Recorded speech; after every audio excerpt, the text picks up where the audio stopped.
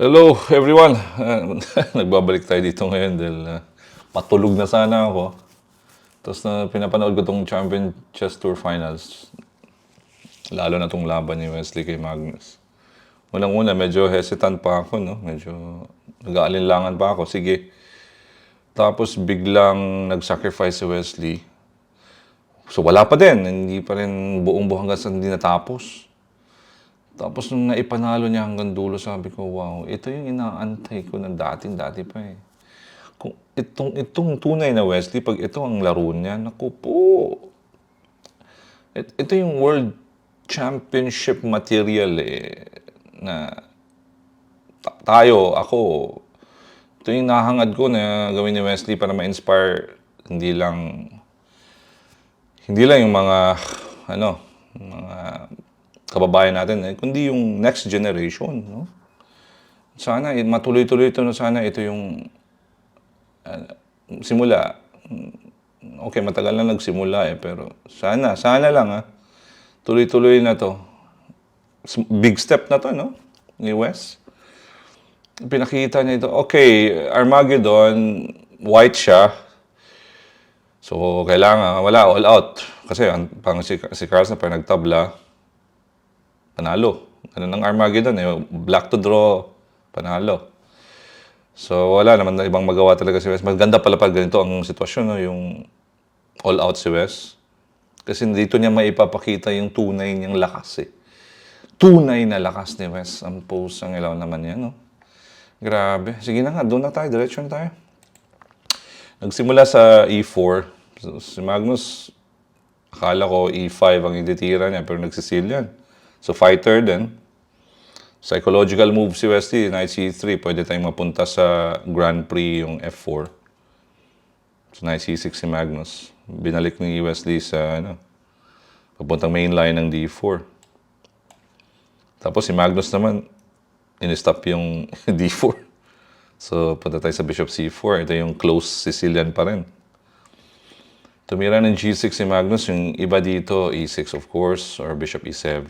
Normal dito, Bishop E7 ang tira.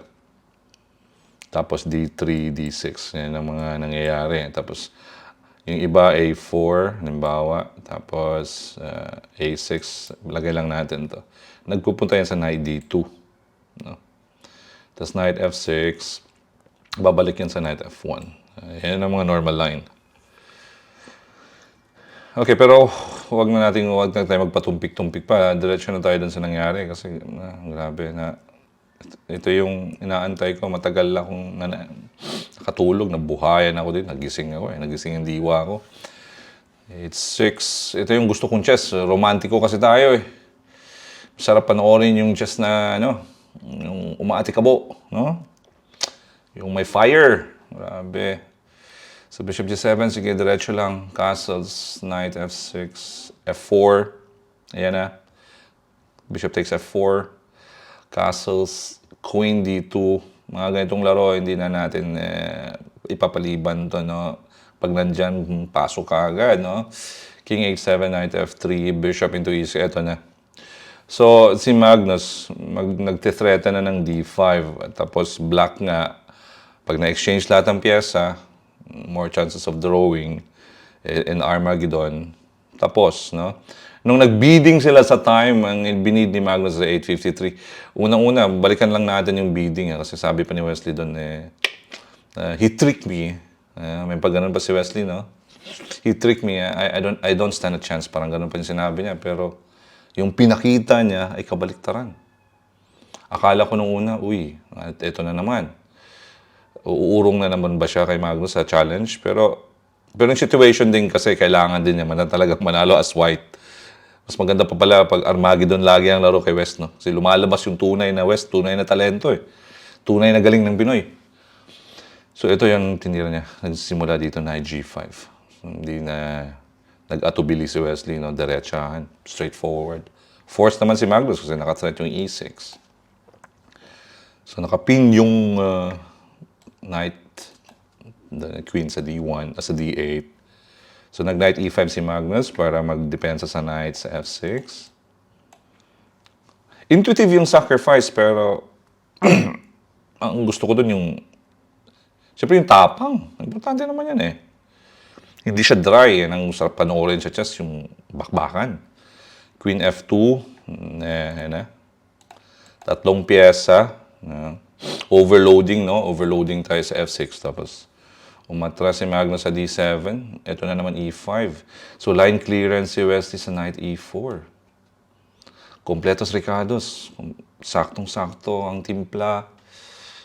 Parang ano, no? Chef. The Chef Wesley.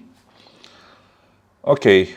Pwede si Magnus dito. Nag-Queen B6 si Magnus dito. Siguro the only way na mag-survive si Magnus dito ay yung Bishop F5. Pero sa nakikita ko rin naman, papunta sa Queen H4 si Wesley. King G8. Play within the spirit of the game na talaga. Go for rook takes F5. Takes F5, Knight D6. Ayun na. Doon na patutungo yan. Tapos pag halimbawa lang, Queen B6 or kahit Queen C7, Knight takes F5. Ang hirap ngayong dumidepensa ka. Tapos yung king mo bukas, napakahirap eh, no? Siguro, atras ka dito, Knight H7, ganyan. Babalik si Wesley, Bishop E3, may threat na Queen G4, may threat na Queen G3, Queen G4, yan. Pin. Ang hirap dito depensa, hindi ka naman makapupunta sa Queen G6. Merong Knight E7 siya. Okay. Pag nag-Bishop H5, okay, diyan ka lang siguro, Queen H5. Tapos yung rook mo, pupunta sa F1, pwede mag-F3, yan. Ang hirap nito, tapos with, ano pa, yung time control, rapid lang. So, wala kang time na maging precise din, ano? You rely more on intuition, so hirap. Mas lamang talaga ang attacking player pag ganyan, nakasado may depensa. Pero kailangan talaga precision, no? So, biglang umalis si Magnus sa, pin. Instead of Bishop F5, tumira ng Queen B6. Queen H4 check. Knight H5, G4. Okay. Ang only way to survive na naman si Magnus dito ay F5, no? Pag capture dito, capture. Ayan.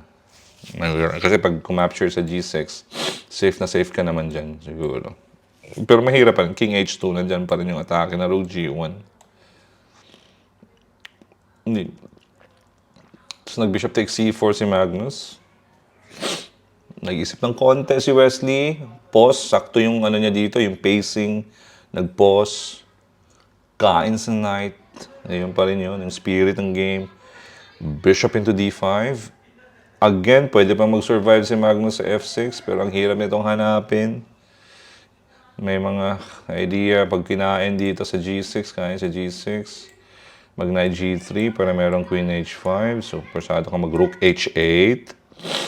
Queen E4. King F7. Kain sa C4. Ang hirap. Lamang pa rin. White pa rin ako dito. Yung King, yung Rook papuntang D1. No? White pa rin tayo. Maintain yung atake. Nakapin yung King.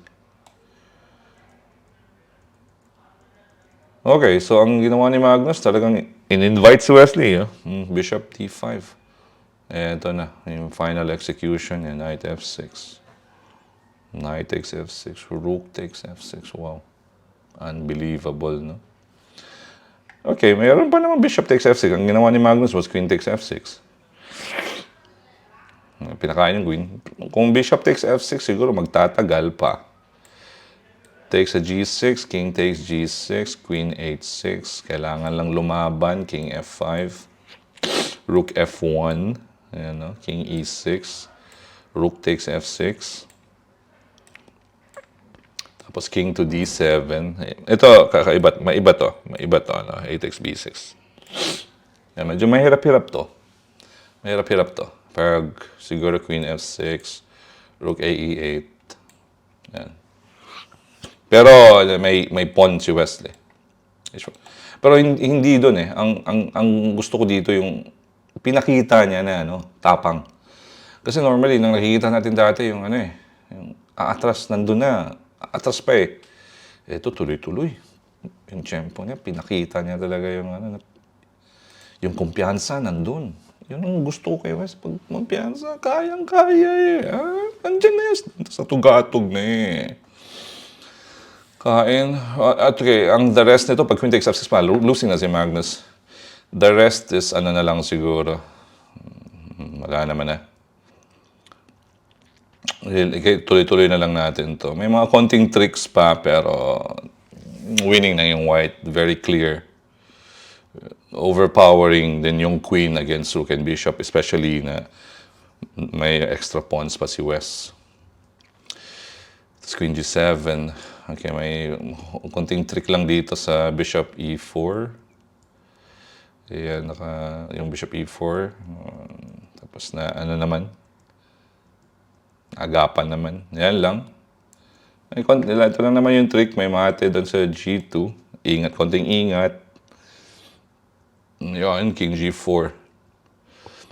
c2. Nag-resign din si Magnus bago tumira si Wes. So, patulog na ako.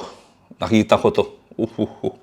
Hindi ko pala lagpasin itong mga ganitong ano eh. Ito kasi inaantay ko.